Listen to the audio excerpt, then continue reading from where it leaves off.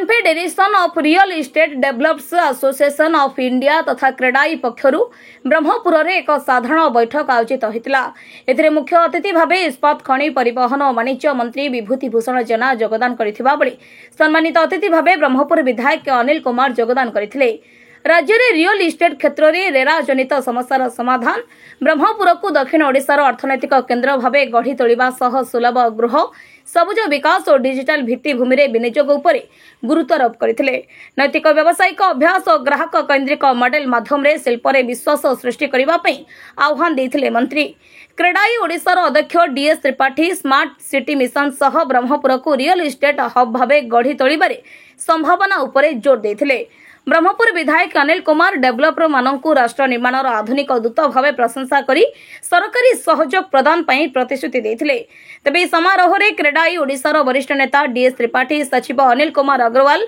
उपाध्यक्ष स्वदेश कुमार राउत राय प्रमुख मंचासीन रहिथिले।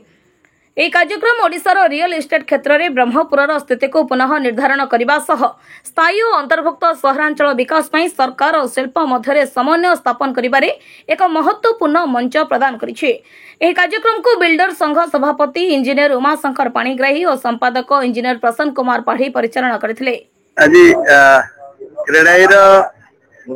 एठी ब्रह्मपुर मीटिंग बैठक में सौभाग्यर कथा नुआ कमिटी भी गठन है, नुआ दायित्व नेले एवं रियल इस्टेट क्षेत्र में जो भाई समस्या अच्छी रेरा को लेकिन किसी लोक व्यवसायी कोर्टर द्वारस्थ होती से समस्यार समाधान आज अवगत करेले।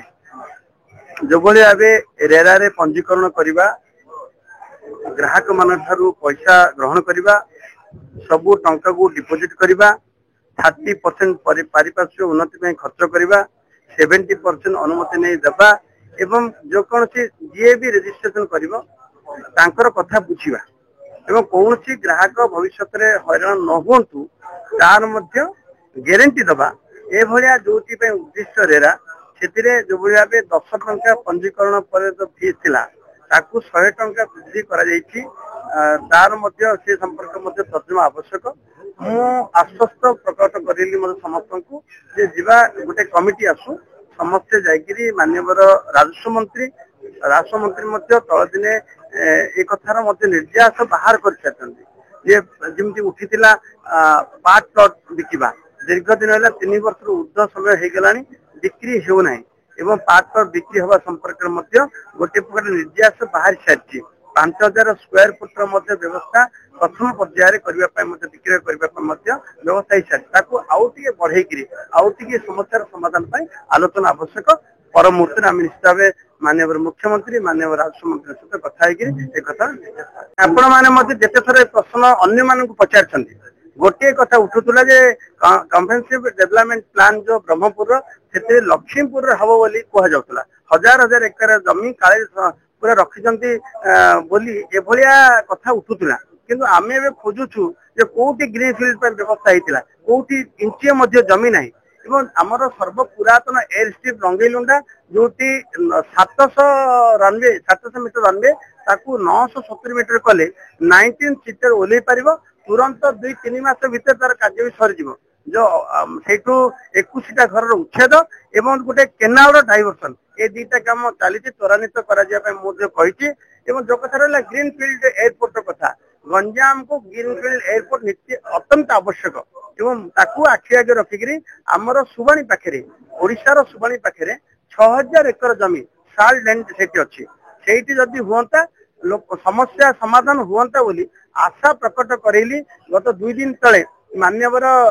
सिविल एविएशन मिनिस्टर आसते राममोहन नायडू जी पाखे मो कथा दोहराई माननीय मुख्यमंत्री जदि से बारुआ पाखे हवा एयरपोर्ट ताकू जदि आउ 30 किलोमीटर भीतर को धरी पड़े ओडिशा जदि होता आम बहुत लाभान्वित होता बोली गोटे प्रपोजाल देली ताकू नहीं कौन द्वंद्व करने उचित भी नुह एवं कौन खबर कागज कौन आसवा उचित नुह जे परिवहन मंत्री हाथ पतेले आंध्र पाखे एभलिया शिरोना प्रकाश हवा उचित नुह गंजाम सपक्ष नहीं मंत्री देखो ये मो जिलार कथा मो जिलार हक अच्छी मो जिलार एयरपोर्ट हम एवं एयरपोर्ट जदि चारिआडे हम कहीं हेबन ये देखिए जिते रंगेलुंडा एयरस्ट्रिप उड़ी 2008 से मु जानी कहीं बंद हो गला 4-5 दिन पर पुणी जो मोदी जी उड़ान स्कीम देले पुणी आउ थे 2 जन उड़िले मु जानी कहीं बंद हो जाऊँगी किंतु आमे जदियो अन्य एयरपोर्ट को ओडिशा बाहर देश बाहर आम जिन आबुधाबी कथा कहतु बैंकक कथा कहतु सिंगापुर कथा कहतु आम VGF भाइबिलिटी फंडिंग दौचु आम कहीं यू लोक जावाई आम से सुविधा कहीं करूँ ना आमर लोक से उपकृत हेबे ना कहीं ये चिंतार मो सहित मो सरकार भी अच्छा प्रस्ताव गला आम पाखे जमी भी अच्छी प्रस्ताव गोटे गला प्रस्ताव कार्यकारी करने मो सरकार तरफ चाप प्रयोग कर अनुरोध कर बरहमपुर क्रेडा आज सुंदर से आज इंस्टॉलेशन थिला नुआ बॉडी तैयारी हैला ए भितरे बरहमपुर आज नुआ रे चेयरमैन पाइला जी प्रीवियस प्रेसिडेंट थिले उमा पाणीग्राही सी आज चेयरमैन हेले आ बॉडी भितरे प्रसन्न कुमार पाड़ी जे मो माइसेल आज प्रेसिडेंट हेली सेक्रेटरी समस्त की नुआ रे बॉडी हेले मु आपन ब्रीफ देबी आर कारण हैला जे प्रथमे आमे पुनर्जन्म भलिया ई जो रियल एस्टेट डाउन हेई जाउची ताको आमे पुनर्जन्म करिवु ठीक से लोक मान पाखे प्लट पहुंचो घर पहुंचो कि सुस्थ माने कम पैसा पाइबे जो डर भय जो हेउची रेजिस्ट्रेशन होउनी एडा एसो होउनी बोली ताको किंतु दूर होबो लोक पुणी आउ थे सेक्टर को भल पाइबे इन्वेस्ट करिवे घर भल से घर पाइबे तापे गोटे किंति नुआ नूतनत्व आसीबो सेतिरे तापे हम चेष्टा करी आज आप मंत्री की डाकिथिलु 3 जण एमएलए भी आसुचंदी से